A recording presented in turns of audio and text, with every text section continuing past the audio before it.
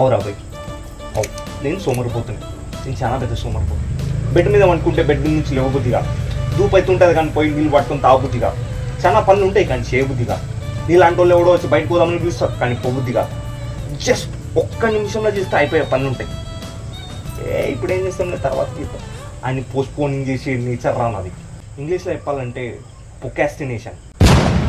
నీకు ఇంగ్లీష్ రాదు కదా, ఓ సారీ, వదిలేసే దాని గురించి. చాలా సార్లు ట్రై చేసినారు ఇప్పుడు సోమర్తనం నుంచి బయటకు వద్దామని, కానీ నో యూస్. ఎందుకంటే ఇది ఒక లూప్.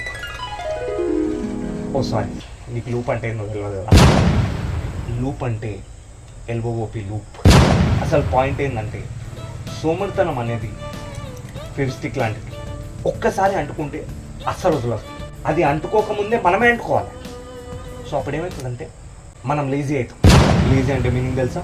లేజినెస్. అది ఇప్పుడు అర్థమైంది కదా, సోమర్తనం అంటే లేజినెస్. ఇప్పుడు ఎవరు లేజీగా ఉండడం నేను కూడా చూస్తాను.